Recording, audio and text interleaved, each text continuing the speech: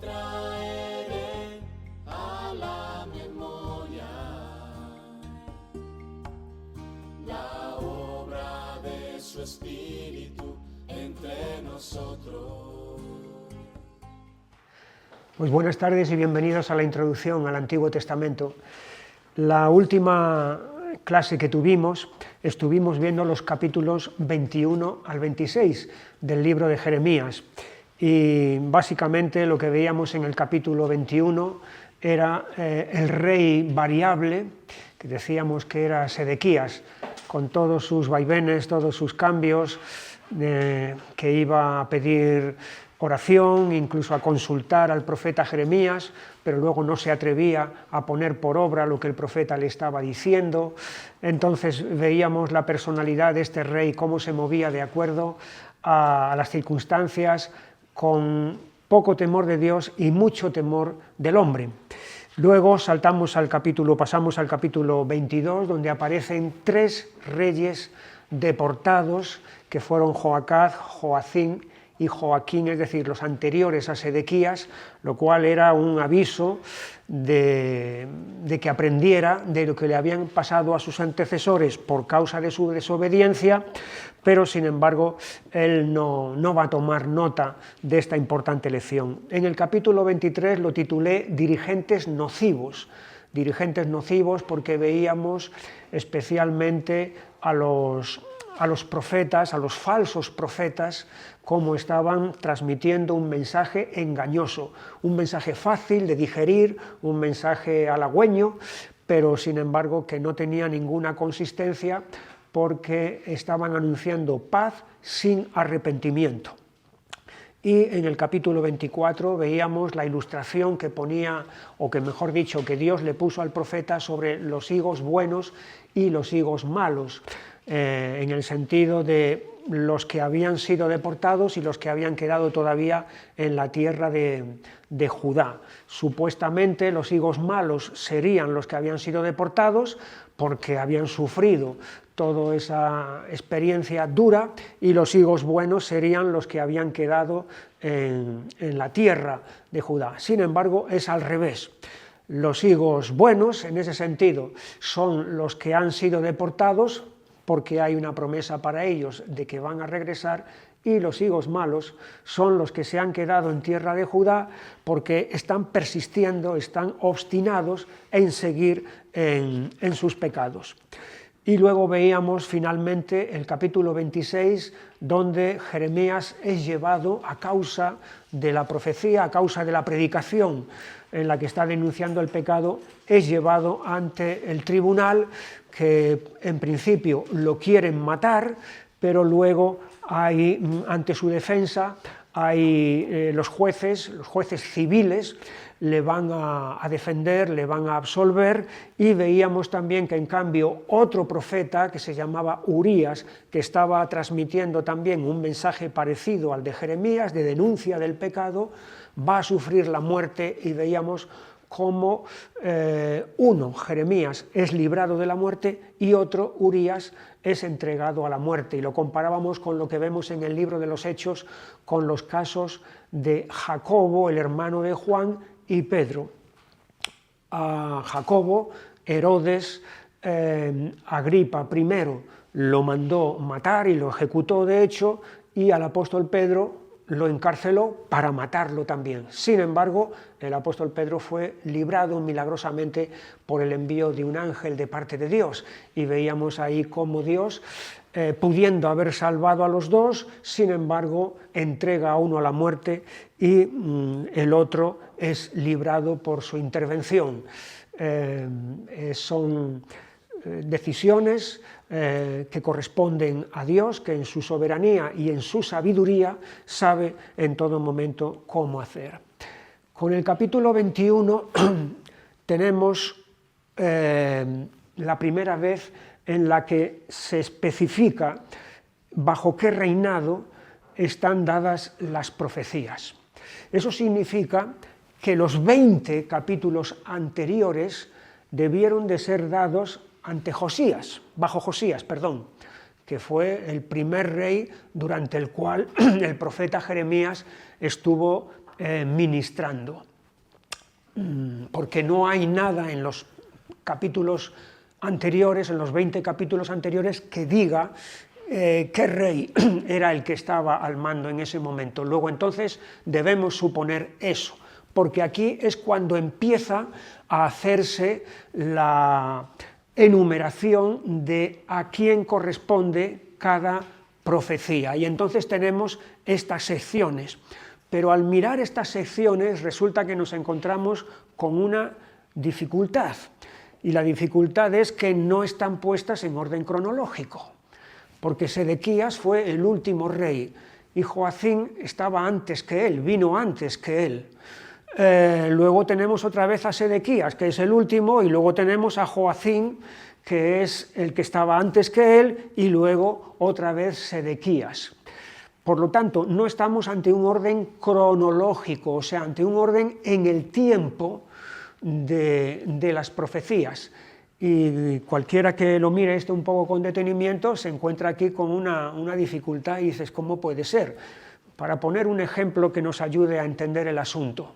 Ahora mismo está reinando en España Felipe VI y su padre, Juan Carlos I, todavía vive, que fue el rey anterior.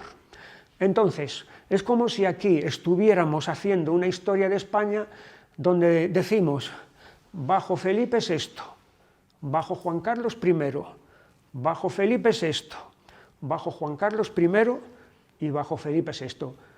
No tiene sentido de que empecemos con Felipe VI y luego nos vayamos a Juan Carlos I, que estuvo antes, y luego volvamos otra vez a Felipe VI, que es el actual, y luego nos vayamos otra vez a Juan Carlos I, que fue el anterior, ¿entendéis? Entonces, esto es lo que ocurre aquí en el libro del profeta Jeremías, y cualquiera que se pare a mirar todas estas cosas, entonces se da cuenta de la dificultad que entraña. Yo he tratado de encontrar no un orden cronológico, que no existe, porque como vemos están cambiadas el orden en el tiempo, pero sí he encontrado un orden temático, o sea, de temas que unen entonces unas secciones con otras. Y así, en esta sección, primera sección que está bajo Sedequías, el último capítulo de esa sección son los higos buenos y los higos malos. Y luego entramos en esta otra sección bajo Joacim, que comienza con la profecía de los 70 años de deportación.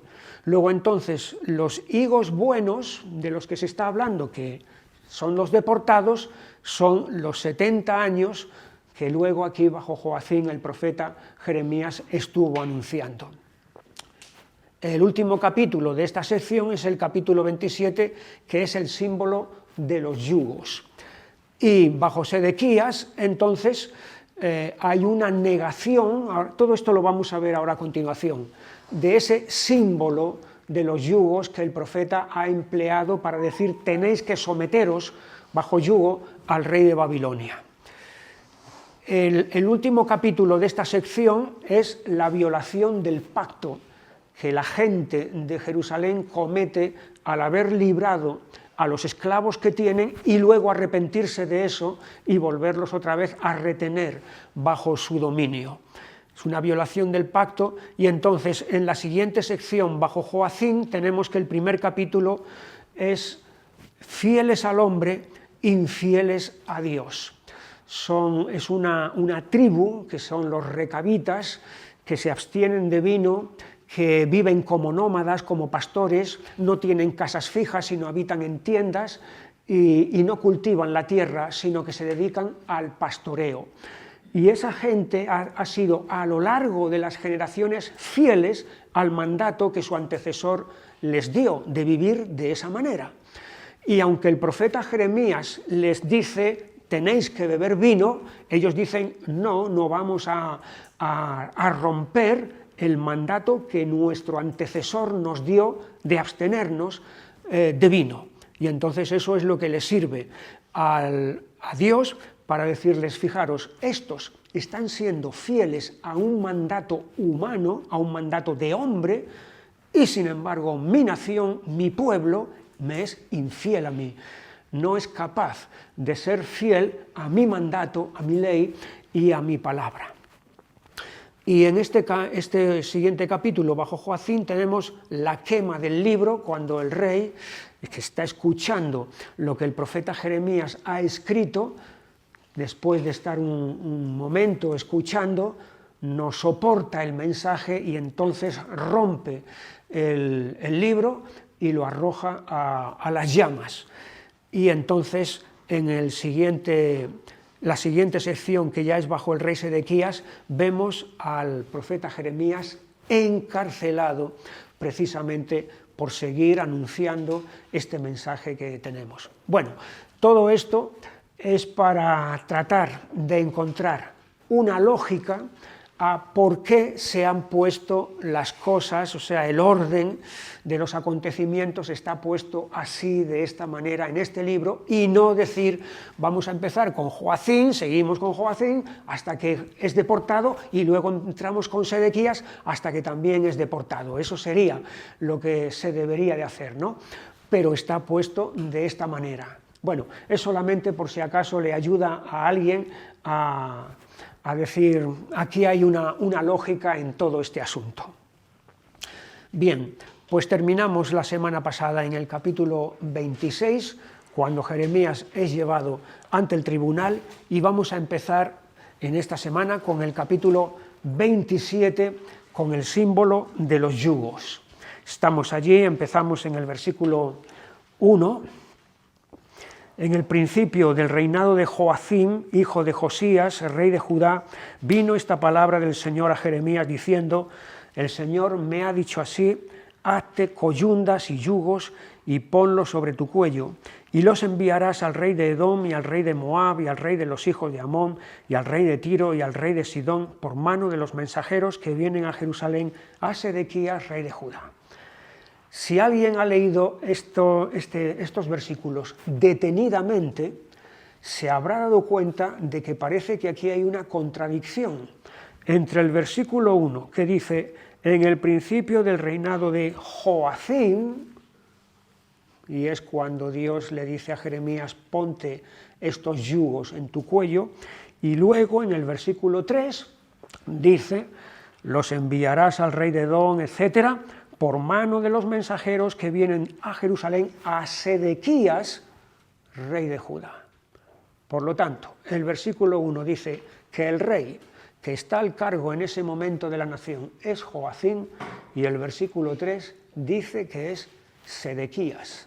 ¿Cómo se entiende esto? Algunos han interpretado, han entendido que aquí hay un error de un copista. Los copistas eran los escribas que se dedicaban a copiar la escritura, y por lo tanto involuntariamente alguien que tenía que haber puesto en el versículo 1 Sedequías ha puesto Joacim. Pero la mejor respuesta está en que es durante el reinado de Joacim cuando Dios le dice al profeta Jeremías, ponte el yugo sobre tu cabeza, y es durante el reinado de Sedequías cuando le dice, y ahora manda esos yugos a todos estos reinos pequeños de alrededor para enseñarles la lección que yo quiero que aprendan. Creo que esa es la mejor solución. Durante el reinado de Joacim, el profeta se pone el yugo, y posteriormente, durante el reinado de Sedequías, entonces manda los yugos. Pero a lo que vamos aquí, a lo importante, es al símbolo del yugo. ¿De qué nos habla el yugo? Muy sencillo, no hace falta que seamos gente de campo, quizá hemos nacido en la ciudad y hemos vivido en la ciudad y hemos ido al campo solamente de vacaciones porque nuestros abuelos o nuestros padres tienen una casa allí, y eso es todo lo que hemos visto de las labores del campo. Pero aunque no hayamos vivido allí, sabemos que el símbolo del yugo es el símbolo del sometimiento. Es decir, se pone el yugo al animal, en este caso al buey, para que ese animal se someta a ese símbolo, a ese instrumento que suele ser de madera, entonces para poder trabajar con él, para poder usarlo en las faenas del campo. Por lo tanto, el yugo indica sometimiento, indica también disciplina, indica también obediencia. Y cuando el profeta entonces se está poniendo este yugo y está mandando esos yugos a todos los reinos vecinos de Judá, la enseñanza que les está dando es que deben de someterse al dominio de la potencia militar, que en ese momento es la que tiene el control sobre todo Oriente Medio, que es Babilonia. A la cabeza de ese imperio está Nabucodonosor y por lo tanto toda resistencia, toda oposición a ese dominio va a ser en vano. Y lo mejor que pueden hacer es precisamente someterse, es obedecer a eso, porque les irá mejor siendo obedientes, estando sometidos, que siendo rebeldes. Allí en el versículo 5, o mejor en el 4, les mandarás que digan a sus señores, así ha dicho el Señor de los ejércitos, Dios de Israel, así habéis de decir a vuestros señores, yo hice la tierra, el hombre y las bestias que están sobre la faz de la tierra con mi gran poder y con mi brazo extendido, y la di a quien yo quise. Y ahora yo he puesto todas estas tierras en mano de Nabucodonosor, rey de Babilonia, mi siervo, y aún las bestias del campo le he dado para que le sirvan. Y todas las naciones le servirán a él, a su hijo y al hijo de su hijo, hasta que venga también el tiempo de su misma tierra, y la reduzcan a servidumbre muchas naciones y grandes reyes. Aquí está Dios hablando, y está hablando en dos facetas. En primer lugar, en la faceta de creador, de hacedor de todas las cosas. Versículo 5. Yo hice la tierra, el hombre y las bestias, es decir, todas las cosas son obra mía. Por lo tanto, soy el hacedor, soy el creador de todas las cosas. Y como creador, como hacedor de todas las cosas, entonces yo tengo la soberanía, o sea, tengo el dominio para levantar, para establecer a quien quiero y darle el mando del mundo. Y eso es precisamente lo que dice el versículo 6. Ahora yo he puesto todas estas tierras en mano de Nabucodonosor, rey de Babilonia.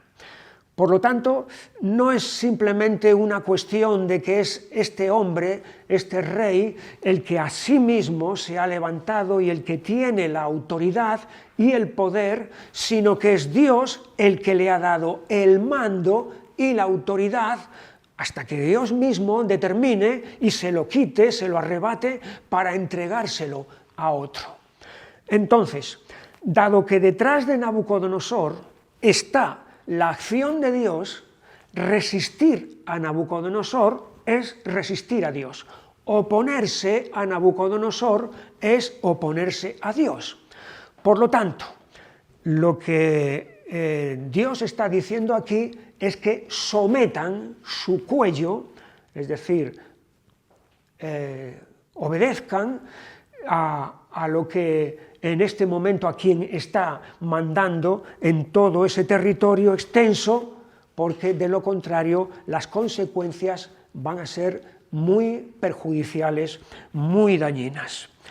Allí en el versículo 8, a la nación y al reino que no sirviere a Nabucodonosor, rey de Babilonia, y que no pusiere su cuello debajo del yugo del rey de Babilonia, castigaré a tal nación con espada y con hambre y con pestilencia, dice el Señor, hasta que la acabe yo por su mano. Por lo tanto, es mejor someterse, son mejores las consecuencias que van a suceder que resistir, porque entonces las consecuencias sí que van a ser amargas y van a ser duras. Ese mensaje no solamente es para los del versículo 3, el rey de Edom, el rey de Moab, el rey de los hijos de Amón, el rey de Tiro, el rey de Sidón, es decir, los pequeños reinos vecinos de Judá que estaban alrededor. No solamente es para ellos, sino que también es, en el versículo 12, el mensaje para Sedequías, para el rey de Judá.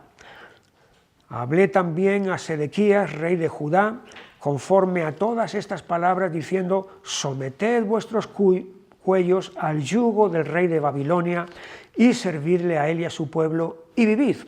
¿Por qué moriréis tú y tu pueblo a espada, de hambre y de pestilencia, según ha dicho el Señor, de la nación que no sirviere al rey de Babilonia? Así que está claro el mensaje.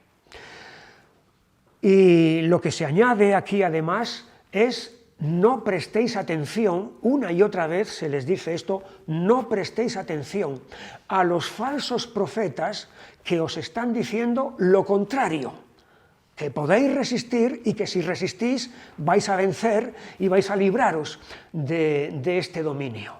No hagáis caso de tales mensajes porque son engañosos. Allí en el versículo 9: y vosotros no prestéis oído a vuestros profetas, ni a vuestros adivinos, ni a vuestros soñadores, ni a vuestros agoreros, ni a vuestros encantadores, que os hablan diciendo: no serviréis al rey de Babilonia. La primera vez, pero la siguiente es el próximo versículo 10, porque ellos os profetizan mentira para haceros alejar de vuestra tierra y para que yo os arroje y perezcáis. Y de nuevo vuelve a reincidir otra vez en este aviso de no hacer caso de estos mensajes.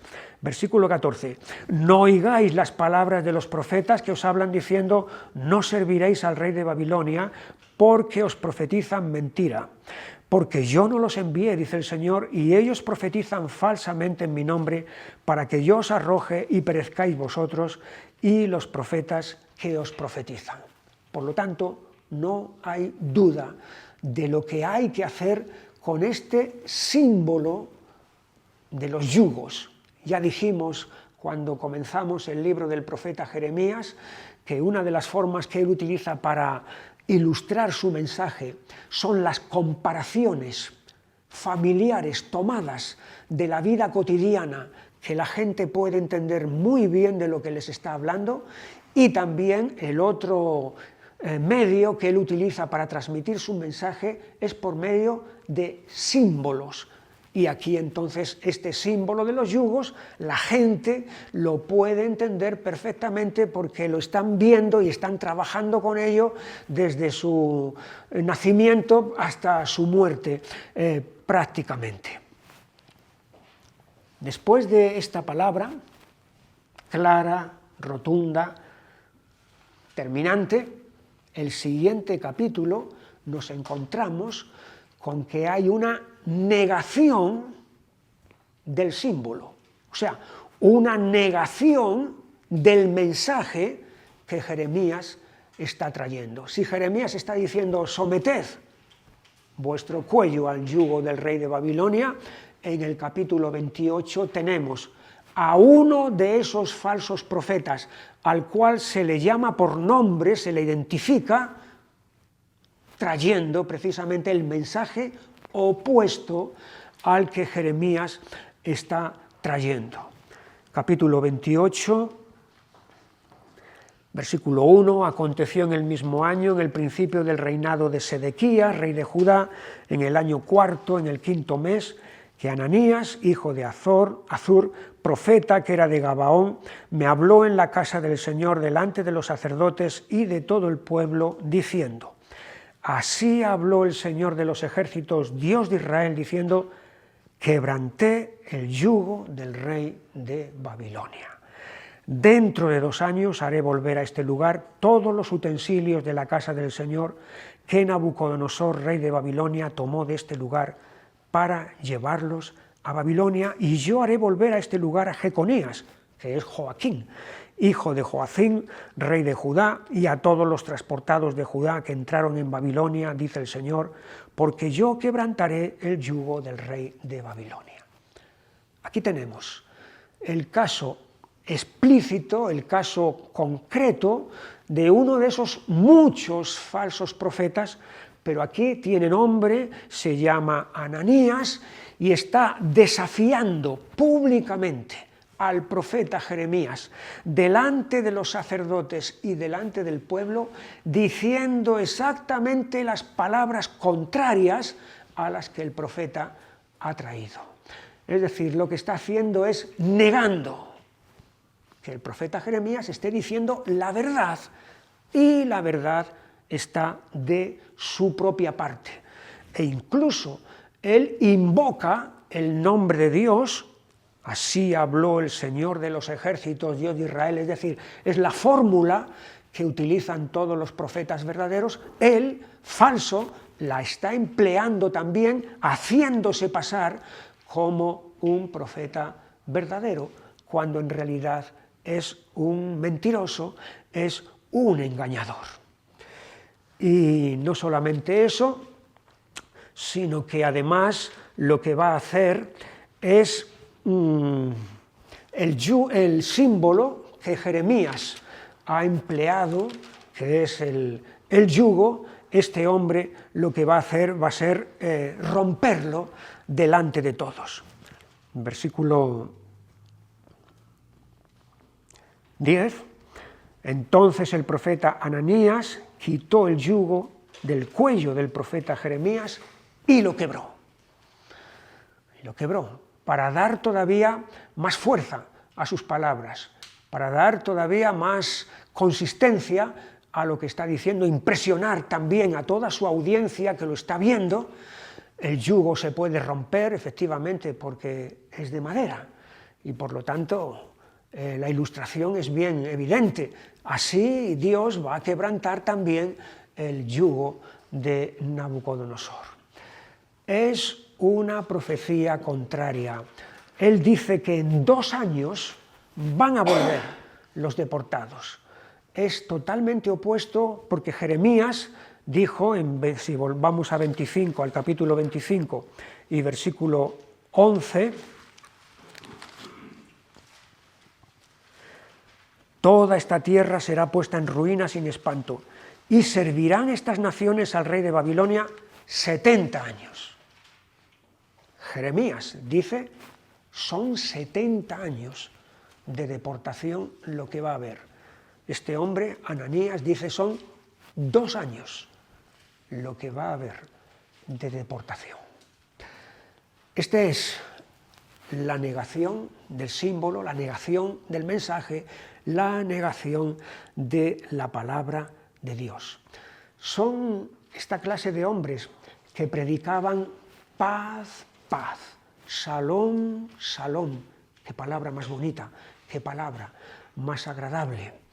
Pero es una paz donde no hay arrepentimiento. Y cuando hay pecado, no puede haber paz, porque pecado y paz son 2 cosas incompatibles entre sí. El pecado trae el juicio de Dios. Por lo tanto, predicar la paz sin que haya arrepentimiento, negando que vaya a haber juicio de Dios, es negar la misma verdad de Dios. Y esto es el argumento que Jeremías va a emplear para rebatirlo delante de todos.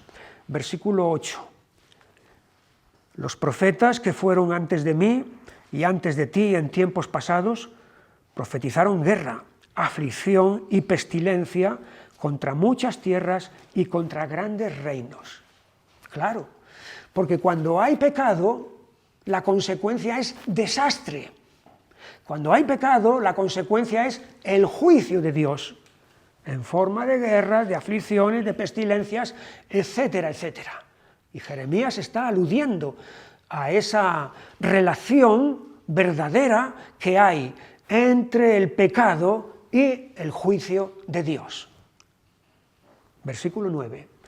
El profeta que profetiza de paz, cuando se cumpla la palabra del profeta, será conocido como el profeta que el Señor en verdad envió. Es decir, el profeta que profetiza la paz, habiendo pecado, existiendo el pecado, tiene que demostrarse que su mensaje es cierto con los hechos.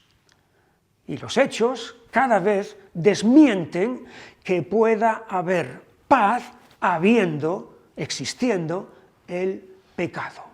Este es el desafío y el argumento que Jeremías le está planteando a este hombre para que los demás también entiendan y escuchen todo esto. Y como consecuencia de ese planteamiento que Jeremías está haciendo es cuando este hombre coge el yugo del profeta y lo rompe. No sé si fue con la rodilla porque te puedes hacer daño, pero en cualquier caso el yugo de madera se puede romper de alguna forma. Pero ahí es donde viene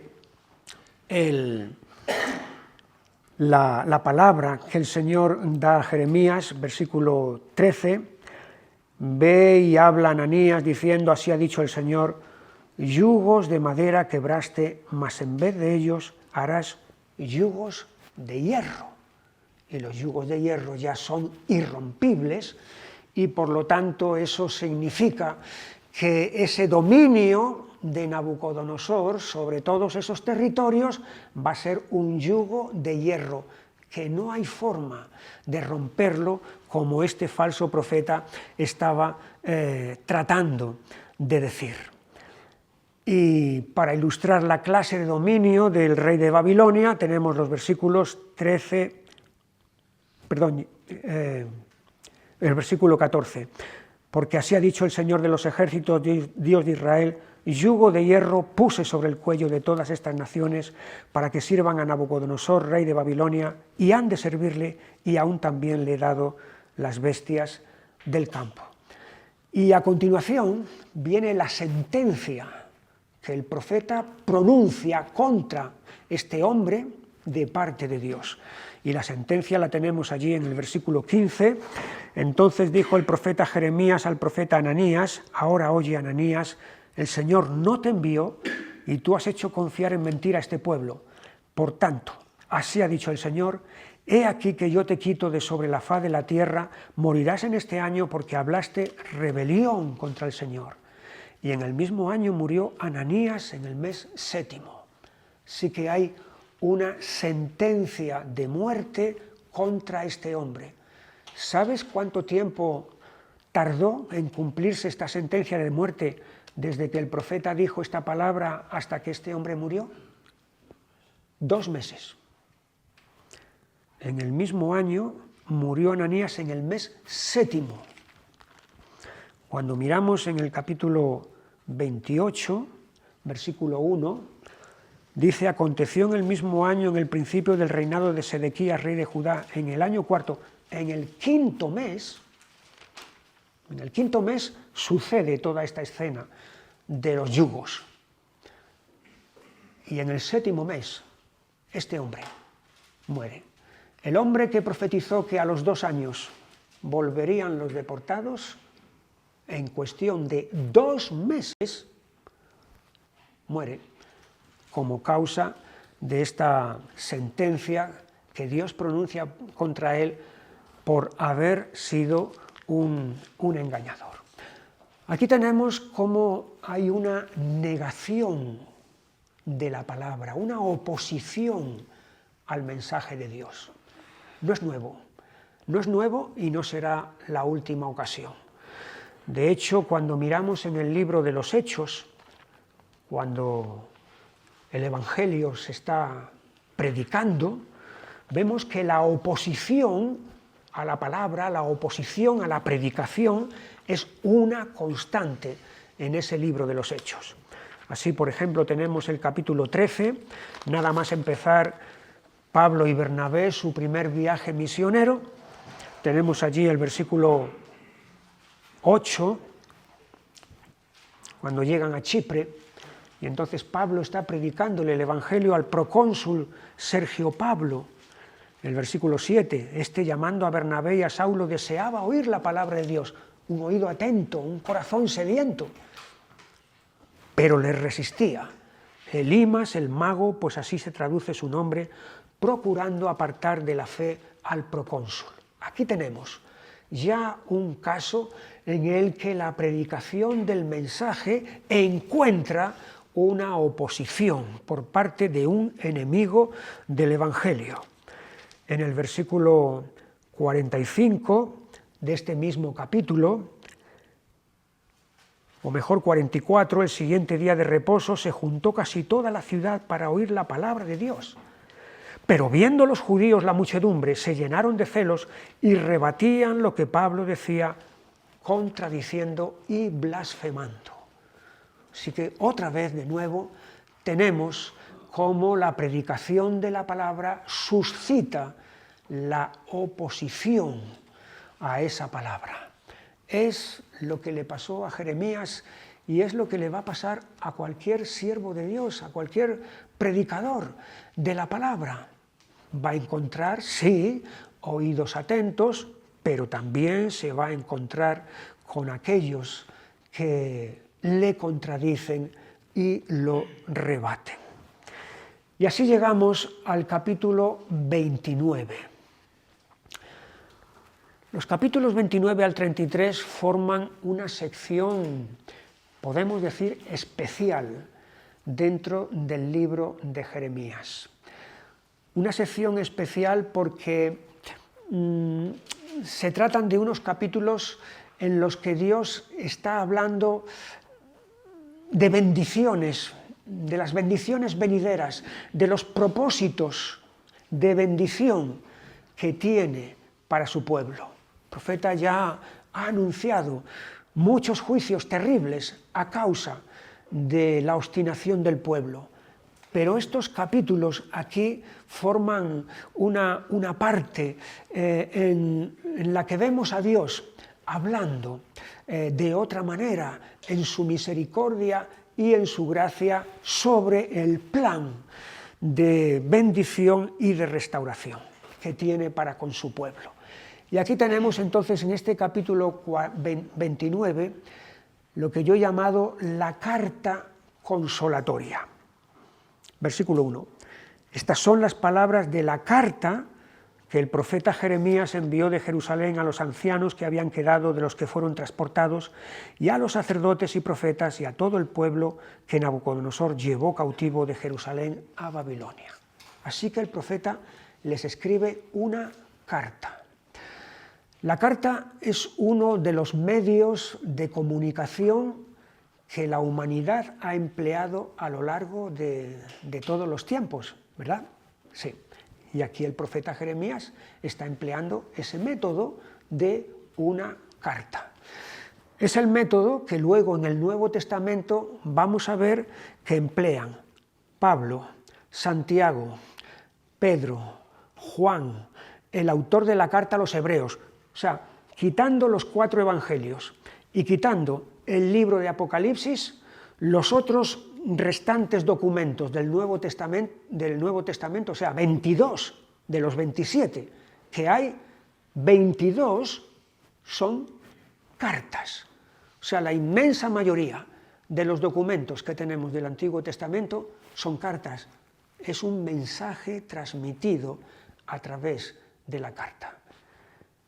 Y este es el método que Jeremías va a emplear aquí para comunicar, porque él está en Jerusalén y los otros están a cientos de kilómetros en Babilonia. Y como hay unos que viajan para allá, entonces les da esa carta para que se la lleven. Vamos a mirar con un cierto detenimiento el contenido de esta carta, el mensaje de esta carta. Esta carta tiene un mensaje de dirección para los que ya están allí, en Babilonia. Versículo 5. Edificad casas y habitadlas, y plantad huertos, y comed del fruto de ellos. Casaos y engendrad hijos e hijas, dad mujeres a vuestros hijos y dad maridos a vuestras hijas, para que tengan hijos e hijas, y multiplicaos ahí y no os disminuyáis. Es un mensaje de dirección sobre lo que tienen que hacer. Y lo que tienen que hacer es una mentalidad de largo plazo. Una mentalidad de largo plazo. Edificad casas y vivir en ellas. No edifiquéis tiendas de campaña para estar allí pensando que vais a estar allí un mes o 2 meses y luego os venís y no merece la pena construir casa. No, edificad casas y habitadlas, porque la deportación va a ser larga, muy larga. Y plantad huertos y comed el fruto. Es una mentalidad de largo plazo. Es una mentalidad también, versículo 7, procurad la paz de la ciudad a la cual os hice transportar y rogad por ella al Señor, porque en su paz tendréis paz, vosotros paz. Es una mentalidad de civismo. Civismo. La palabra civismo viene de civitas, la palabra latina civitas, que es ciudad. Y entonces civismo significa que debéis de ser partícipes y colaboradores en lo que allí está ocurriendo. No rebeldes, no levantando motines, no levantando revoluciones ni rebeliones para derribar el poder constituido. No, procurad la paz. Es un mensaje de civismo. Y no solamente eso, rogad por esa ciudad al Señor. Es de intercesión. Aquí el profeta Jeremías se está adelantando a lo que luego el apóstol Pablo, en 1 de Timoteo, capítulo 2, dijo sobre la necesidad de que oremos por los reyes y por los que están en eminencia, para que vivamos quieta y reposadamente, en toda piedad, honestidad. Sí, porque la paz civil es un bien. No es lo mismo vivir aquí, ahora mismo, que vivir en Ucrania, por poner un ejemplo, ¿verdad? No, no es lo mismo. Evidentemente, estamos mejor aquí que los que están ahora mismo allí. Y esto es lo que el profeta está diciendo aquí a estos, que rueguen por la paz de esa ciudad que es Babilonia. Son los enemigos. Los enemigos. Pero es mejor estar a bien con ellos que estar a mal con ellos, porque entonces las consecuencias van a ser desastrosas. Es una carta de dirección. Cómo tienen que hacer, cómo tienen que conducirse mientras están allí. Es una carta de prevención, versículo 8, porque así ha dicho el Señor de los ejércitos, Dios de Israel, no os engañen vuestros profetas que están entre vosotros, ni vuestros adivinos, ni atendáis a los sueños que soñáis, porque falsamente os profetizan ellos en mi nombre. No los envíe, ha dicho el Señor. Otra vez la reiteración de no prestar oídos a todos aquellos que están trayendo mensajes engañosos. Llama la atención de que no solamente en Jerusalén o en Judá estaban los falsos profetas, sino que con los que ya han sido transportados a la deportación también hay allí falsos profetas. Los falsos profetas abundan por todos los lados, pero de nuevo el mensaje de prevención es cuidado con esa gente, no prestarles oídos. Es un mensaje de esta carta de promesa, de confortación. Versículo 10, porque así dijo el Señor, cuando en Babilonia se cumplan los 70 años, yo os visitaré y despertaré sobre vosotros mi buena palabra para haceros volver a este lugar, porque yo sé los pensamientos que tengo acerca de vosotros, dice el Señor, pensamientos de paz y no de mal, para daros el fin que esperáis. Es un mensaje de confortación, de consuelo. Como dice ahí, mi buena palabra. Pensamientos de paz tengo para vosotros. Después de haber escuchado tantos mensajes terribles y haber visto tantos hechos, acontecimientos terribles, ahora esta palabra viene para ellos. Y eso es dulce como la miel, después de haber probado la amargura del ajenjo que han estado bebiendo y tomando durante tantos años. Es una palabra también, es un mensaje de aceptación. Versículo 12. Entonces me invocaréis y vendréis y oraréis a mí y yo os oiré, y me buscaréis y me hallaréis porque me buscaréis de todo vuestro corazón. Un mensaje de aceptación porque Dios está aceptando sus oraciones, está escuchando sus oraciones. Fíjate qué diferencia.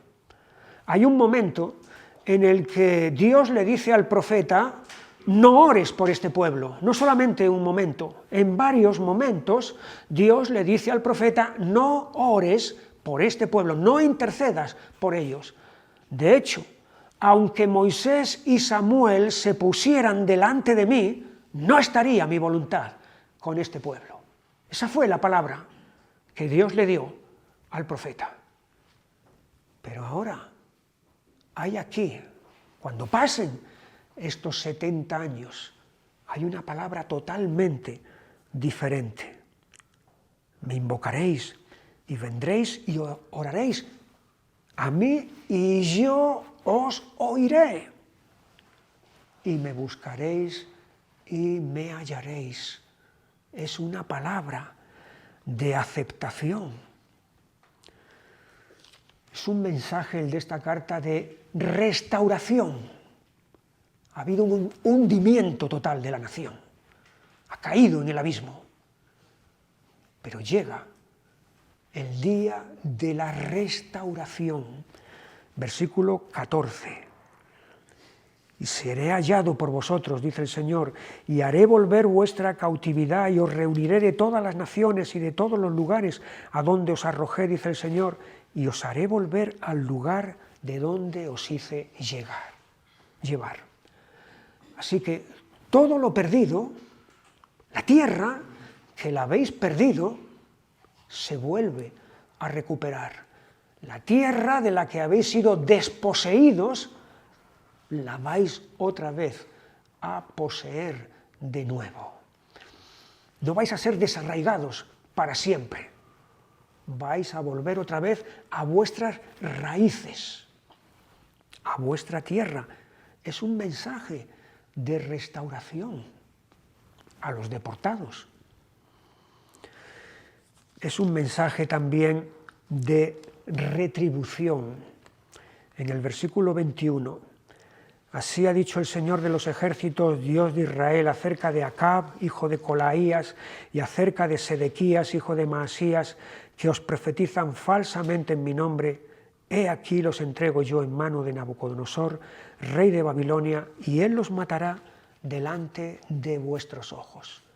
Lo mismo que le ocurrió al falso profeta del capítulo 28, que va a caer muerto por sentencia de Dios, estos falsos profetas también van a recibir la retribución por causa de su mensaje engañoso. Capítulo 29, un capítulo precioso, porque vuelve otra vez a nombrarse la cifra de 70 años, que es lo que va a durar ese cautiverio en Babilonia. Una cifra de la que luego Daniel, en su libro, echará mano en determinado momento para ver cuándo se cumplen las desolaciones de Jerusalén.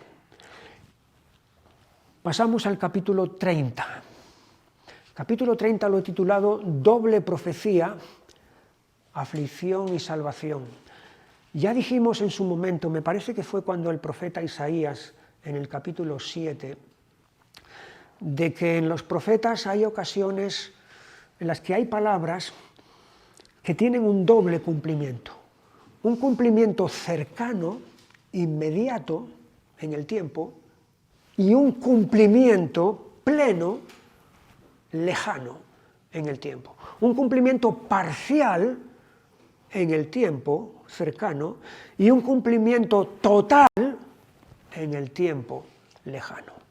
Y en este capítulo 30 hay una profecía en ese sentido que tiene doble aspecto: cercano, inmediato y lejano.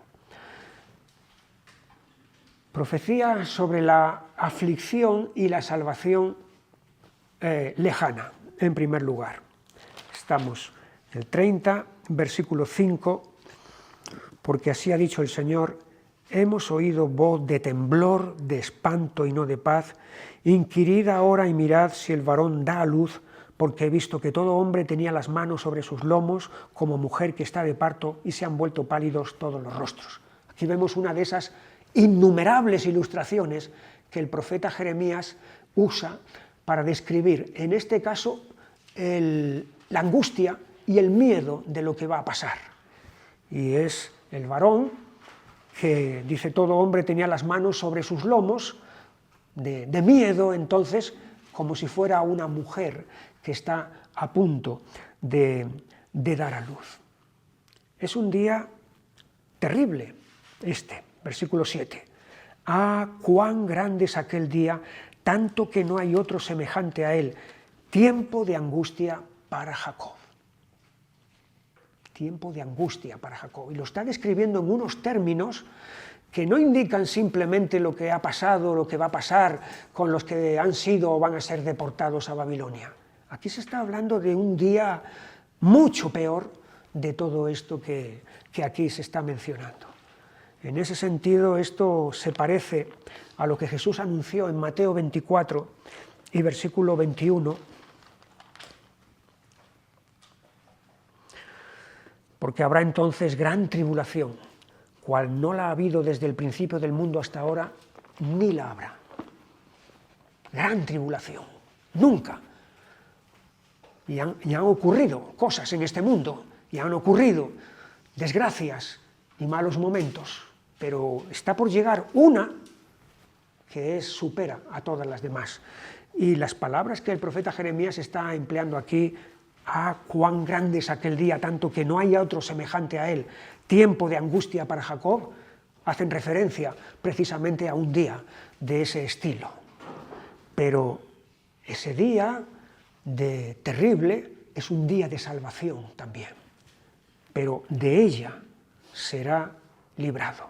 Y no solamente eso, que hay salvación, sino que hay culminación. Versículo 9. Sino que servirán al Señor su Dios y a David su rey, a quien yo les levantaré. Así que no solamente salvación de ese día terrible, sino que también es servir a Dios teniendo como cabeza de la nación a David, su rey. Y evidentemente no es el David de los libros de Samuel y de Reyes y de Crónicas, sino que es más bien el descendiente de David, el hijo de David, entonces, que va a ser el rey para siempre, el rey eterno.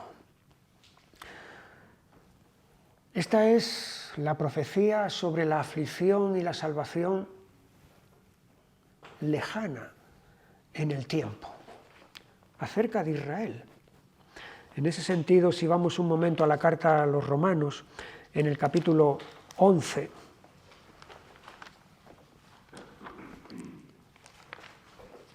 y versículos 25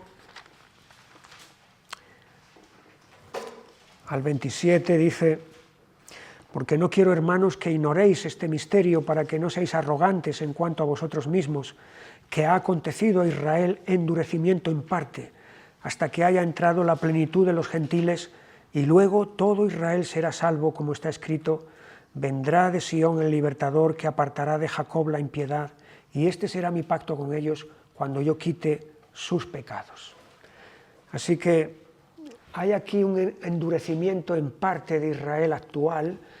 Muchos están cegados, siguen todavía sin reconocer a Jesús como Salvador, como Mesías, incluso muchos son ateos. Sin embargo, aquí hay una palabra que anuncia de que un día, en un futuro, y no sabemos cuándo será eso, entonces Israel será salvo. Y es lo que el profeta Jeremías está anunciando también aquí en este capítulo 30. Pero hemos dicho que esta profecía es una profecía doble sobre el futuro lejano y también sobre el futuro inmediato, cercano. y allí tenemos el futuro cercano. Versículo 15. ¿Por qué gritas a causa de tu quebrantamiento? Incurable es tu dolor, porque por la grandeza de tu iniquidad y por tus muchos pecados te he hecho esto.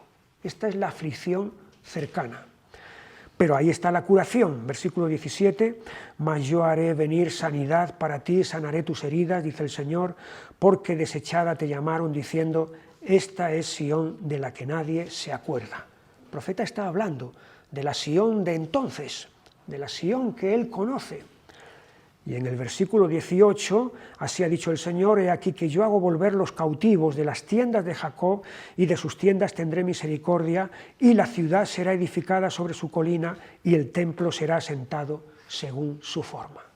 Y efectivamente, esto es lo que va a ocurrir cuando transcurran esos 70 años, vuelvan los deportados, y bajo los dirigentes Zorobabel y luego Esdras y luego Nehemías, entonces se va a acometer la reconstrucción del templo, la reconstrucción de la ciudad y también de las murallas de Jerusalén.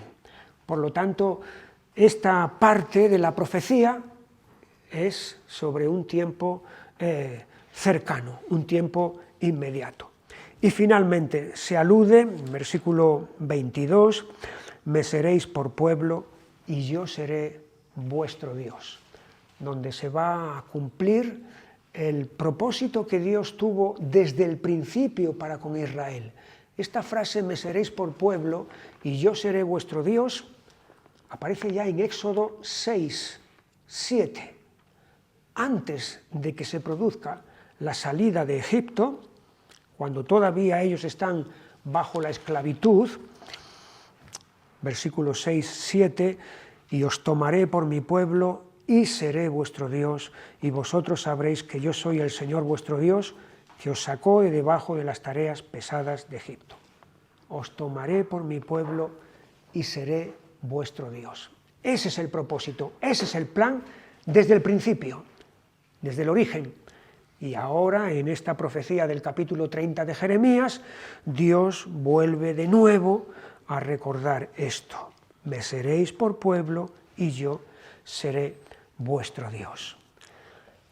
Pasamos al capítulo 31, en el que vemos el amor y la bendición por parte de Dios hacia su pueblo y el anuncio del nuevo pacto.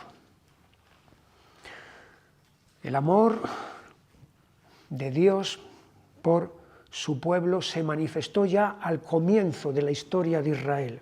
Versículo 2. Así ha dicho el Señor, el pueblo que escapó de la espada halló gracia en el desierto, cuando Israel iba en busca de reposo. ¿Quién es el pueblo que escapó de la espada? El pueblo de Israel escapando de la espada de Faraón. Cuando Faraón iba detrás de ellos para tratar de aniquilarlos. Pero ese pueblo halla gracia delante de Dios, los libra de Faraón, entonces, y esa gracia es sustentadora en el desierto, cuando Israel iba en busca de reposo. El reposo es la tierra de Canaán, la tierra de la bendición. Entonces, ese referente, ese momento histórico de referencia en el que Dios manifiesta su gracia y su amor para con su pueblo, no se ha agotado, no se ha acabado en aquel instante, sino que eso continúa, eso sigue adelante en el paso del tiempo. Versículo 3. El Señor se manifestó a mí hace ya mucho tiempo diciendo, con amor eterno te he amado, por tanto te prolongué mi misericordia.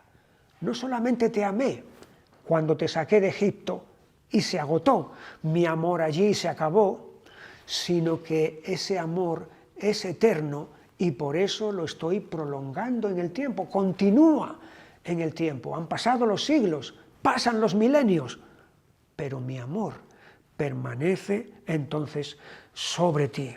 De ahí ese aún que tenemos en el versículo 4, aún te edificaré, versículo 5, aún plantarás viñas. O sea, todavía, sí, va a continuar manifestándose ese amor mío hacia ti. Y las escenas que se suceden en este capítulo son bien elocuentes acerca de esa manifestación del amor de Dios por su pueblo. Alegría, gozo y júbilo son patentes en este pasaje. Versículo 4. Aún te edificaré y serás edificada, oh Virgen de Israel. Todavía serás adornada con tus panderos y saldrás en alegres danzas. La danza, panderos, música, alegría. Versículo 7. Porque así ha dicho el Señor, regocijaos en Jacob con alegría y dad voces de júbilo a la cabeza de naciones. Haced oír, alabad y decid, oh Señor, salva a tu pueblo, el remanente de Israel. Otra vez de nuevo, la palabra alegría, voces de júbilo. Versículo 12. Y vendrán con gritos de gozo en lo alto de Sión y correrán al bien del Señor, al pan, al vino, al aceite y al ganado de las ovejas y de las vacas, y su alma será como huerto de riego y nunca más tendrán dolor. No solamente hay gritos de alegría, de gozo, hay abundancia, hay bendición. Pan, vino, aceite, ganado. Además, es una experiencia generalizada, no de unos pocos, unos sí y otros no. Es una experiencia generalizada de cada uno, de todos, jóvenes y viejos. Versículo 13. Entonces la Virgen se alegrará en la danza, los jóvenes y los viejos juntamente, y cambiaré su lloro en gozo y los consolaré y los alegraré de su dolor. Y la razón de todo esto, de toda esta escena que estamos viendo, la tenemos en el versículo 11. Porque el Señor redimió a Jacob, lo redimió de mano del más fuerte que él. Seguramente estamos ante uno de los capítulos de todo el Antiguo Testamento donde podemos ver de una forma bien efusiva el cambio y la transformación que se ha producido en el pueblo de Dios. De ser un pueblo subyugado, abatido, humillado, ha pasado a ser un pueblo en el que hay una explosión de gozo a causa de la obra que Dios ha efectuado en medio de ellos, la obra de salvación. Y versículo 8, he aquí que yo los hago volver de la tierra del norte y los reuniré de los fines de la tierra, y entre ellos ciegos y cojos, la mujer que está encinta y la que dio a luz juntamente, en gran compañía volverán acá. Fíjate, los imposibilitados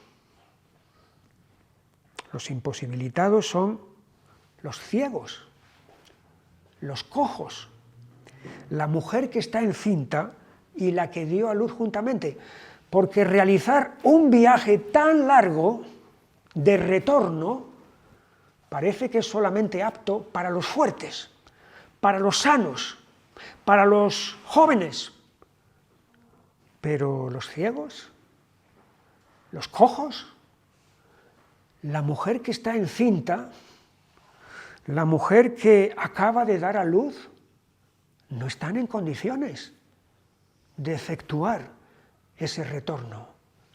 Pero Dios está diciendo aquí, sí, aún los imposibilitados, de manera natural, también van a regresar, porque Dios lo va a hacer posible. Es que Dios hace posible lo imposible. Esta obra, así es su salvación, así de grande es. En este versículo 9, irán con lloro, mas con misericordia los haré volver y los haré andar junto a arroyos de aguas por camino derecho en el cual no tropezarán, porque soy a Israel por padre y Efraín es mi primogénito. Fíjate el lenguaje afectivo que Dios está empleando aquí. en términos humanos, se está comparando como un padre para Israel, siendo Efraín, que representa al pueblo de Dios, su primogénito. Y el cambio es total. Irán con lloro, irán a la deportación con lloro, mas con misericordia los haré volver. Como dije antes, estamos ante uno de los capítulos de todo el Antiguo Testamento donde de una manera plena, enfática, se describe esta transformación, este cambio que Dios ha efectuado en la condición, en el estado de Israel. Pero lo más profundo está todavía por llegar en este capítulo, porque ¿de qué sirve que se efectúe toda esta transformación y todo este cambio si este pueblo tiene la tendencia cada vez a la caída, tiene la tendencia a la desobediencia, a la dureza de corazón, a la obstinación, a la rebeldía? ¿De qué vale, de qué valdría si ese cambio es solamente algo momentáneo para luego volver otra vez a las mismas de siempre? De ahí entonces que se anuncie en este capítulo 31 el nuevo pacto que Dios establece con su pueblo. 31:31, he aquí que vienen días, dice el Señor, en los cuales haré nuevo pacto con la casa de Israel y con la casa de Judá. Ya lo dije, cuando hice mención, salió este pasaje cuando empezamos la introducción al profeta Jeremías. Es la única ocasión en todo el Antiguo Testamento en la que aparece la expresión nuevo pacto. Y está aquí. Jeremías es el que anuncia este nuevo pacto. Esa expresión luego va a aparecer en el Nuevo Testamento, en labios de Jesús, y también en una carta de Pablo, en 2 de Corintios. Jesús, la noche antes de ir a la cruz, entonces, cuando está cenando con los suyos, dice: esta es mi sangre del nuevo pacto. Y el apóstol Pablo habla también en 2 de Corintios capítulo 3 de la diferencia entre el antiguo pacto, escrito en tablas de piedra, y el nuevo pacto, escrito en tablas del corazón. Y ya dijimos que la diferencia entre el antiguo pacto, en aquellas 2 tablas de piedra donde estaba puesta la ley, y el nuevo pacto es que el primer pacto es un pacto externo y el nuevo pacto es un pacto interno en el que Dios escribe, graba en nuestros corazones y en nuestras mentes su voluntad. Es decir, el antiguo pacto manda, pero no provee. Nos manda a hacer algo, pero no nos provee la fuerza para hacerlo. Nos deja a nuestra propia fuerza, a nuestra propia voluntad, y nuestra fuerza es muy débil, y nuestra voluntad es muy cambiante. Pero el nuevo pacto provee lo que manda, nos da la capacidad, el poder para efectuar lo que es la voluntad de Dios, porque previamente la ha grabado dentro de nuestros corazones y de nuestras mentes.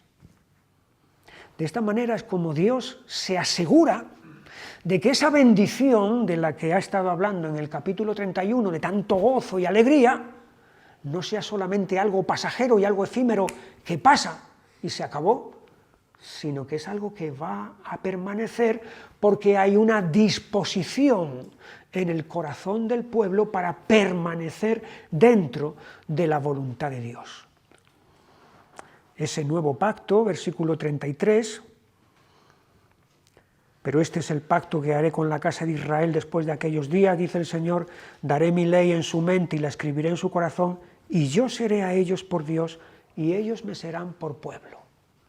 Por lo tanto, hay una relación entre Dios y su pueblo, una relación global y una relación particular, individual. No solamente en conjunto, que Dios tiene relación en conjunto con su pueblo, sino que Dios tiene una relación personal con cada uno de su pueblo. Versículo 34. Y no enseñará más a ninguno a su prójimo ni ninguno a su hermano diciendo, conoce al Señor, porque todos me conocerán, desde el más pequeño de ellos hasta el más grande, dice el Señor.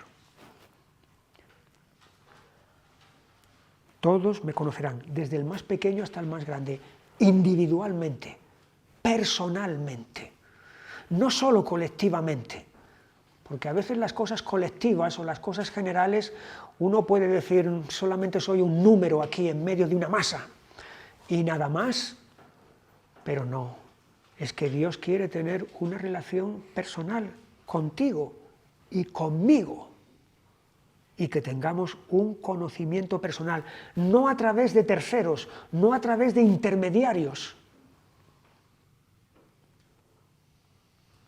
No hace falta un sacerdote, no hace falta un pastor, no hace falta un rabino, no. Es que yo puedo tener una relación personal, directa, con Dios, sin necesidad de pasar por fulano o mengano para entonces poder tener relación con Dios. Esto es en lo que consiste el nuevo pacto. Y la parte final del versículo 34, porque perdonaré la maldad de ellos y no me acordaré más de su pecado. En tanto en cuanto el pecado ese esté ahí entre Dios y nosotros, es imposible tener relación, es imposible tener pacto. Pero ese pacto es quitado, ese pacto es removido. Y nuestros pecados son perdonados. Y son perdonados gracias a esa sangre de Jesús del nuevo pacto. Esa sangre es la que limpia nuestro pecado, es la que quita nuestro pecado. Creo que vamos a ir terminando. Me hubiera gustado habernos metido también en el capítulo 32, pero el capítulo 32 tiene mucho jugo, tiene mucha sustancia y no es cuestión de hacerlo ahora aquí en 5 minutos y se acabó, sino que merece la pena que le dediquemos un poco más de tiempo, pero eso será la semana próxima, si Dios quiere. Así que hasta entonces, que el Señor os bendiga. Misericordia reveladas en Cristo Jesús.